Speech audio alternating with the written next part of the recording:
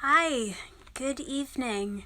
Hope everybody is enjoying their long weekend, maybe, if you have that. And yeah, I am going to be reading your bedtime story tonight. I'm going to be reading from A Wrinkle in Time. It's got a little bit of a bookseller origin story for me.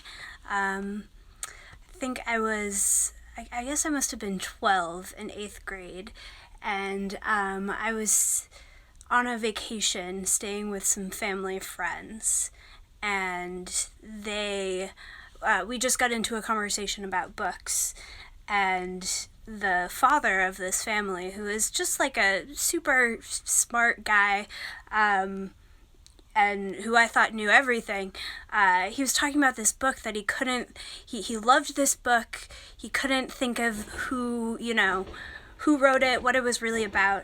And he mentioned something about there being a line on one of the pages. And of course, I immediately thought of A Wrinkle of Time. And so I started describing it, and what was it? That was the book that he was thinking of. And that sort of moment of finding the book that a person had in mind as a 12-year-old, I'm not saying that in that moment I was like, I'm going to be a bookseller, but, I did become a bookseller, so there you are. I guess it kind of worked out. So anyways, I just thought I would read a little bit of the first chapter. It starts on a kind of hurricane, stormy night. It's been pretty gray out, so it sort of felt fitting. It's a cozy book. Cozy start for a cozy evening. So, A Wrinkle in Time, Madeleine L'Engle. Chapter 1, Mrs Whatsit. It was a dark and stormy night. In her attic bedroom, Margaret Murray, wrapped in an old patchwork quilt, sat on the foot of her bed and watched the trees tossing in the frenzied lashing of the wind. Behind the trees, clouds scudded frantically across the sky. Every few moments, the moon ripped through them, creating wraith-like shadows that raced along the ground. The house shook. Wrapped in her quilt, Meg shook. She wasn't usually afraid of weather. It's not just the weather, she thought. It's the weather on top of everything else. On top of me. On top of Meg Murray doing everything wrong. School. School was all wrong. She'd been dropped down to the lowest section in her grade. That morning, one of her teachers had crossly said, "Really, Meg, I don't understand how a child with parents as brilliant as yours are supposed to be can be such a poor student. If you don't manage to do a little bit better, you'll have to stay back next year." During lunch, she had roughhoused a little to make herself feel better, and one of the girls said scornfully, "After all, Meg, we aren't grade school kids anymore. Why do you always have to act like such a baby?"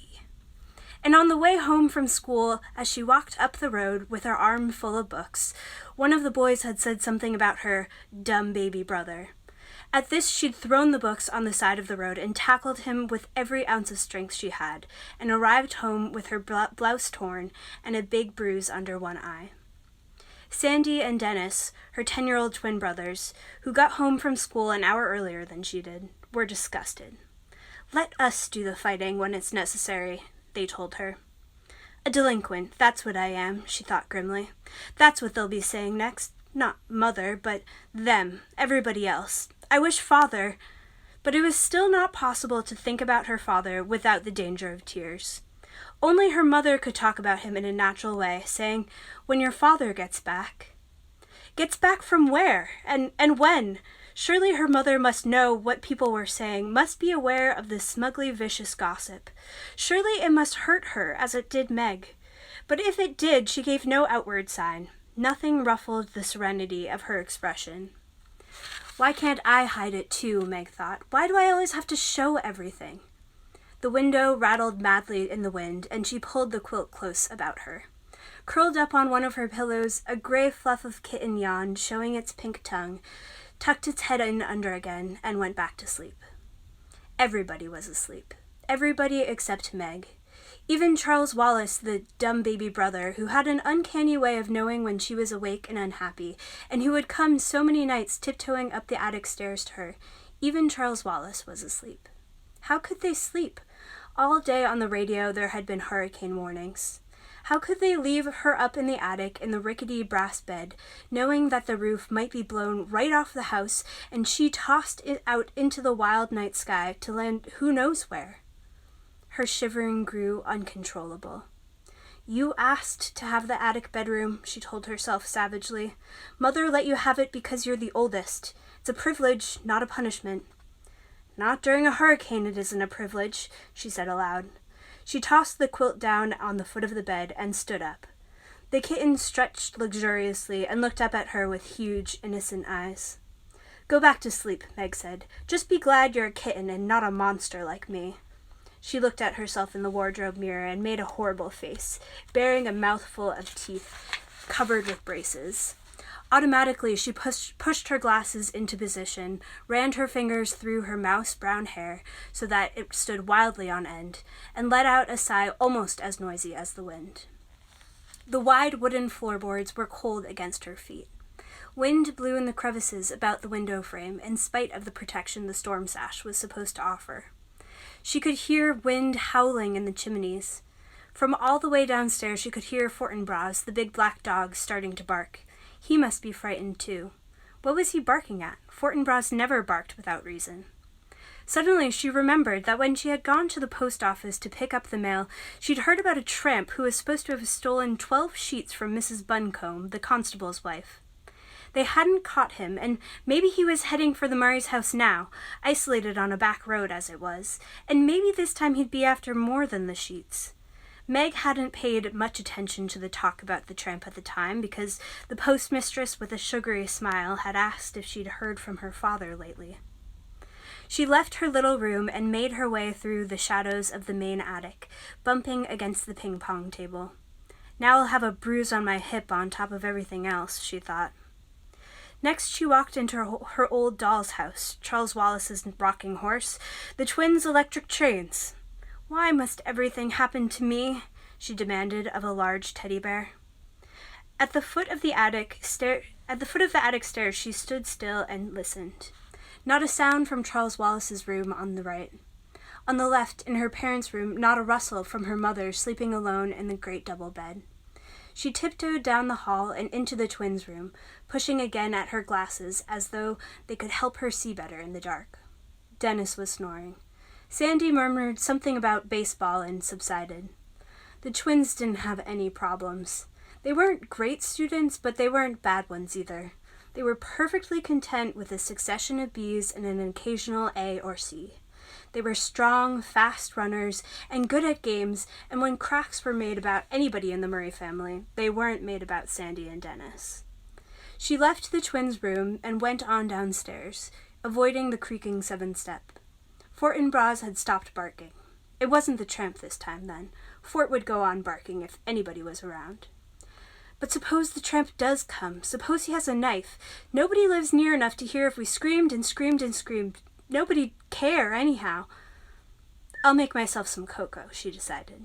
That'll cheer me up, and if the roof blows off, at least I won't go with it. In the kitchen, a light was already on, and Charles Wallace was sitting at the table, drinking milk and eating bread and jam. He looked very small and vulnerable, sitting there alone in the big, old-fashioned kitchen, a little blond boy in faded blue Dr. Denton's, his feet swinging a good 6 inches above the floor. "Hi," he said cheerfully. "I've been waiting for you." From under the table where he was laying at Charles Wallace's feet, hoping for a crumb or two, Fortinbras raised his slender dark head in greeting to Meg, and his tail thumped against the floor. Fortinbras had arrived on their doorstep, a half-grown puppy, scrawny and abandoned, one winter night. He was, Meg's father had decided, part Llewellyn setter and part greyhound, and he had a slender, dark beauty that was all his own.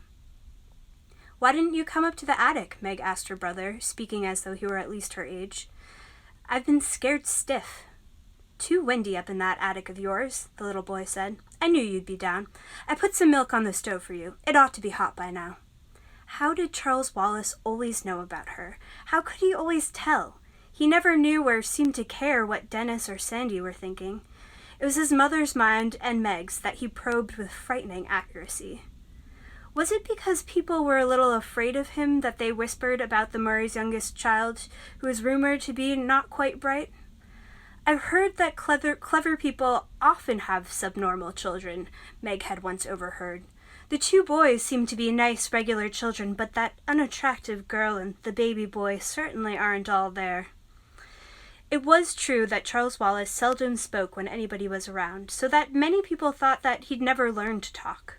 And it was true that he hadn't talked at all until he was almost 4. Meg would turn white with fury when people looked at him and clucked, shaking their heads sadly. "Don't worry about Charles Wallace, Meg," her father had once told her. Meg remembered it very clearly because it was shortly before he went away. "There's nothing the matter with his mind. He just does his thing in his own way and in his own time." "I don't want him to grow up to dumb like me," Meg had said. "Oh, my darling, you're not dumb," her father answered. "You're like Charles Wallace. Your development has to go at its own pace. It just doesn't happen to be the usual pace." "How do you know?" Meg had demanded. "How do you know I'm not dumb? Isn't it just because you love me?" "I love you, but that's not what tells me. Mother and I have given you another of tests, you know." Yes, that was true. Meg had realized that some of the games her parents played with her were tests of some kind, and that there had been more for her and Charles Wallace than for the twins. "IQ tests, you mean?" "Yes, some of them." "Is my IQ okay?" "More than okay." "What is it?" "That I'm not going to tell you, but it assures me that both you and Charles Wallace will be able to do pretty much whatever you like when you grow up yourselves. You just wait till Charles Wallace starts to talk. You'll see." How right he'd been about that, although he himself had left before Charles Wallace had begun to speak, suddenly, with none of the usual baby preliminaries, using entire sentences. How proud he would have been. "You'd better check the milk," Charles Wallace said to Meg now, his diction clearer and cleaner than that of most 5-year-olds. "You know you don't like it when it gets a skin on top." "You put in more than twice enough milk." Meg peered into the saucepan. Charles Wallace nodded serenely. "I thought Mother might like some." "I might like what?" a voice said, and there was their mother standing in the doorway. "Cocoa," Charles Wallace said. "Would you like a liverwurst and cream cheese sandwich? I'll be happy to make you one." "That would be lovely," Mrs. Murray said, "but I can make it myself if you're busy." "No trouble at all." Charles Wallace slid down from his chair and trotted over to the refrigerator, his pajamas feet patting softly as a kitten. "How about you, Meg?" he asked. "Sandwich?" "Yes, please," she said, "but not liverwurst. Do we have any tomatoes?" Charles Wallace peered into the crisper. "One. All right if I use it on Meg, Mother?" "To what better use could it be put?" Mrs. Murray smiled. "But not so loud, please, Charles. That is, unless you want the twins downstairs, too." "Let's be exclusive," Charles Wallace said. "That's my new word for the day. Impressive, isn't it?" "Prodigious," Mrs. Murray said. "Meg, come let me look at that bruise." Meg knelt at her mother's feet. The warmth and light of the kitchen had relaxed her so that her attic fears were gone. The cocoa steamed fragrantly in the saucepan, geraniums bloomed on the windowsill, and there was a bouquet of tiny yellow chrysanthemums in the center of the table. The curtains, red with a blue-green geometrical pattern, were drawn, and seemed to reflect their cheerfulness throughout the room. The furnace purred like a great sleepy animal. The lights glowed with steady radiance. Outside, alone in the dark, the wind still battered against the house, but the angry power that had frightened Meg while she was alone in the attic was subdued by the familiar comfort of the kitchen. Underneath Mrs. Murray's chair, Fortinbras let out a contented sigh. Mrs. Murray gently touched Meg's bruised cheek. Meg looked up at her mother, half in loving admiration, half in sullen resentment. It was not an advantage to have a mother who was a scientist and a beauty as well. Mrs. Murray's flaming red hair, creamy skin, and violet eyes with dark lashes seemed even more spectacular in comparison with Meg's outrageous plainness. Meg's hair had been passable as long as she wore it tidily in braids. When she went into high school, it was cut, and now she and her mother struggled with putting it up, but one side would come out curly and the other straight so that she looked even plainer than before. You don't know the meaning of moderation, do you, my darling? Mrs. Murray asked. A happy medium is something I wonder if you'll ever learn. That's a nasty bruise that the Henderson boy gave you. By the way, shortly after you'd gone to bed, his mother called out to complain about how badly you'd hurt him. I told her that since he's a year older and at least 25 pounds heavier than you are, I thought I was the one who ought to be doing the complaining. But she seemed to think it was all your fault. I suppose that depends on how you look at it, Meg said. Usually, no matter what happens, people think it's my fault, even if I have nothing to do with it at all. But I'm sorry I tried to fight him. It's just been an awful week, and I'm full of bad feeling. Mrs. Murray stroked Meg's shaggy head. Do you know why? I hate being an oddball, Meg said. It's hard on Sandy and Dennis, too. I don't know if they're really like everybody else or if they're just able to pretend they are. I try to pretend, but it isn't any help. You're much too straightforward to be able to pretend to be what you aren't, Mrs. Murray said. I'm sorry, Meglet.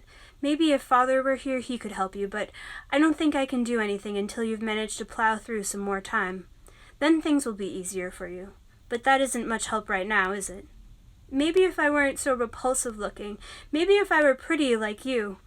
Mother's not a bit pretty. She's beautiful, Charles Wallace announced, slicing with liverwurst. Therefore I bet she was awful at your age. How right you are, Mrs. Murray said. Just give yourself time, Meg. Lettuce on your sandwich, Mother? Charles Wallace asked. No, thanks.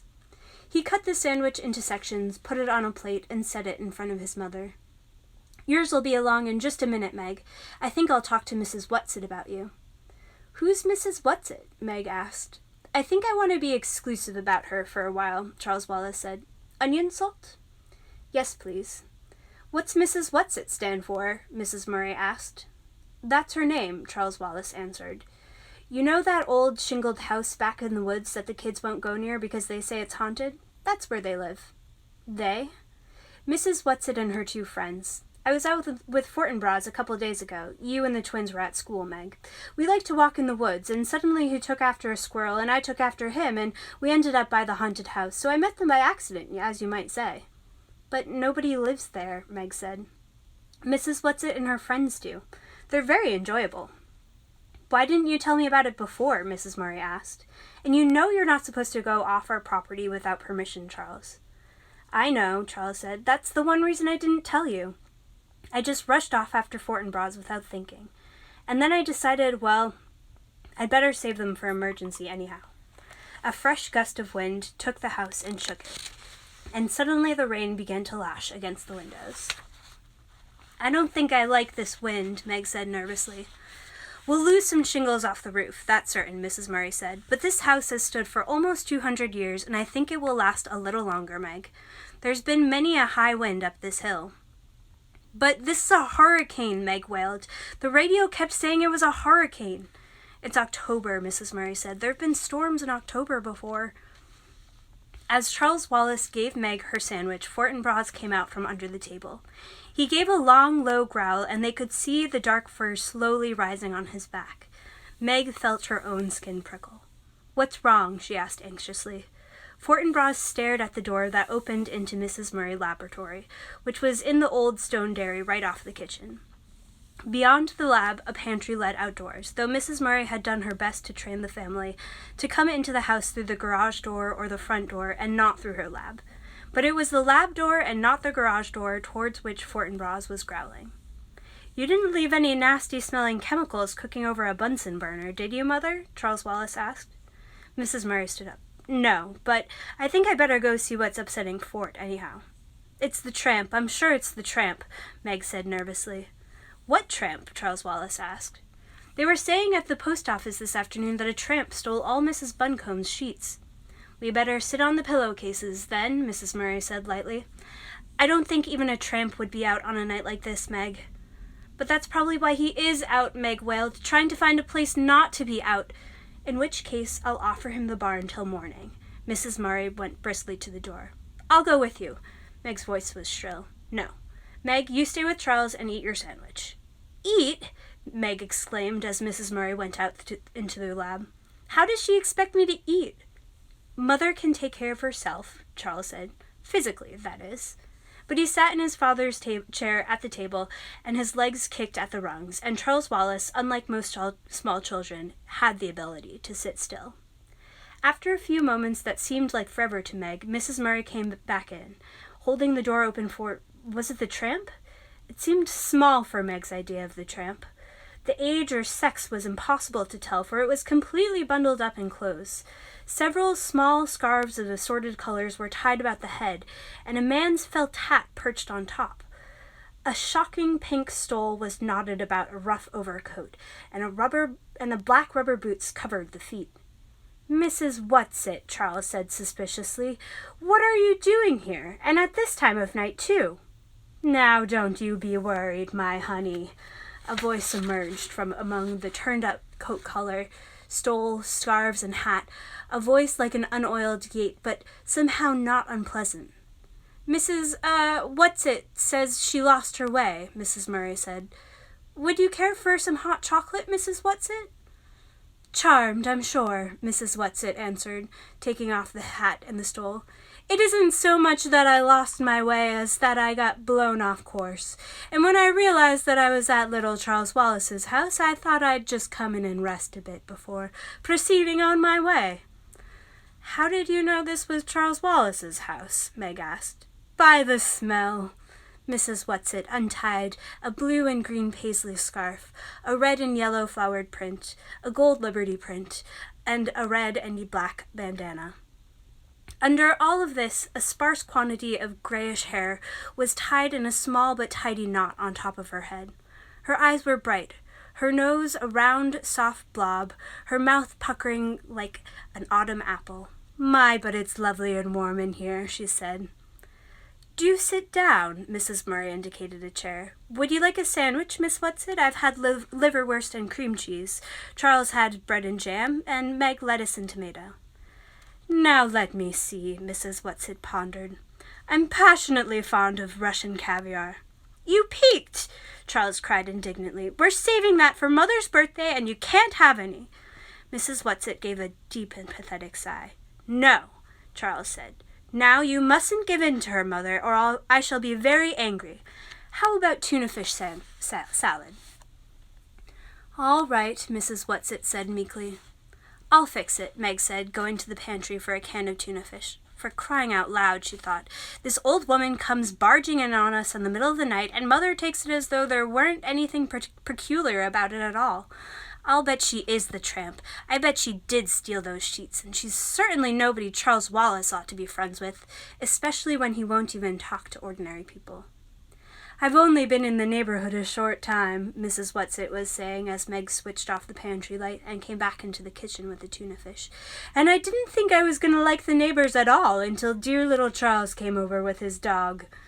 "Mrs. Whatsit," Charles Wallace demanded severely, "why did you take Mrs. Buncombe's sheet?"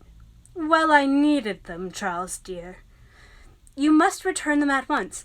"But, Charles dear, I can't. I've used them." "It was very wrong of you," Charles Wallace scolded. "If you needed sheets that badly, you could have just asked me." Mrs. Whatsit shook her head and clucked. "You can't spare any sheets. Mrs. Buncombe can." Meg cut up some celery and mixed it in with the tuna. After a moment's hesitation, she opened the refrigerator door and brought out a jar of little sweet pickles. Though why I'm doing it for her, I don't know, she thought as she cut them up. I don't trust her one bit. "Tell your sister I'm all right," Mrs. Whatsit said to Charles. "Tell her my intentions are good." "The road to hell is paved with good intentions," Charles intoned. "My, but isn't he cunning?" Mrs. Whatsit beamed at him fondly. "It's lucky he has somebody to understand him." "But I'm afraid he doesn't," Mrs. Murray said. "None of us is quite up to Charles." "But at least you aren't trying to squash him down." Mrs. Whatsit nodded her head vigorously. "You're letting him be himself."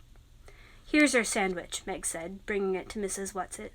"Do you mind if I take off my boots before I eat?" Mrs. Whatsit asked, picking up the sandwich nevertheless. "Listen." She moved her feet up and down in her boots, and they could hear water squelching. "My toes are ever so damp. The trouble is that these boots are a mite too tight for me, and I never can take them off myself." "I'll help you," Charles offered. "Not you. You're not strong enough." I'll help. Mrs. Murray squatted at Mrs. Whatsit's feet, yanking on one slick boot. When the boot came off, it came suddenly. Mrs. Murray sat down with a thump. Mrs. Whatsit went tumbling backwards with the chair onto the floor, sandwich held high in one old claw. Water poured out of the boot and ran over the floor and the big braided rug. "Oh, dearie me," Mrs. Whatsit said, lying on her back in the overturned chair, her feet up in the air, one in a red-white striped sock, the other still booted. Mrs. Murray got to her feet. "Are you all right, Miss Whatsit?" "If you have some liniment, I'll put it on my dignity," Mrs. Whatsit said, still supine. "I think it's sprained. A little oil of cloves mixed well with garlic is rather good." And she took a large bite of sandwich. "Do please get up," Charles said. "I don't like to see you lying there that way. You're carrying things too far." "Have you ever tried to get to your feet with a sprained dignity?" But Mrs. Whatsit scrambled up, righted the chair, and then sat back down on the floor, the booted foot stuck out in front of her, and took another bite. She moved with great agility for such an old woman. At least Meg was reasonably sure that she was an old woman, and a very old woman at that. Mrs. Whatsit, her mouth very full, ordered Mrs. Murray, "Now pull while I'm already down." Quite calmly, as though this woman and her boots were nothing out of the ordinary, Mrs. Murray pulled until the second boot relinquished the foot. This foot was covered with a blue and gray argyle sock, and Mrs. Whatsit sat there, wriggling her toes, contentedly finishing her sandwich, before scrambling to her feet. "Ah," she said, "that's ever so much better," and took both boots and shook them out over the sink. "My stomach is full, and I'm warm inside, and it's time I went home." "Don't you think you better stay till morning?" Mrs. Murray asked. "Oh, thank you, dearie, but there's so much to do, I just can't waste time sitting around frivoling." "It's much too wild a night to travel in." "Wild nights are my glory," Mrs. Whatsit said. "I just got caught in a downdraft and blown off course." "Well, at least till your socks are dry." "Wet socks don't bother me.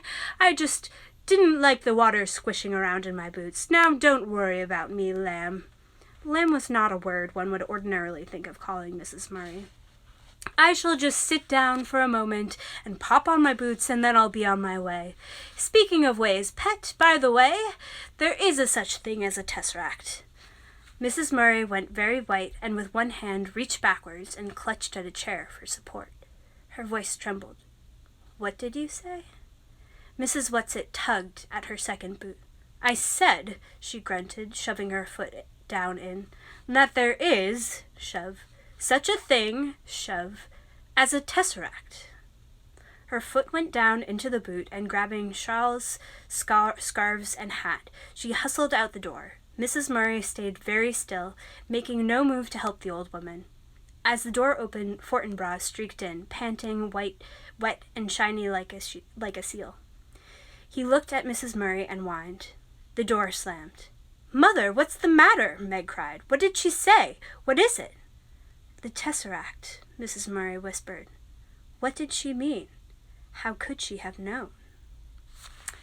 So, there you go. That was the first chapter of A Wrinkle in Time, an old classic, a good one to read on a gray, stormy night, which is not really stormy, but it was gray, and that was my connection with it. So, enjoy. Have a good night, and we'll see you next time on our next bedtime. Good night.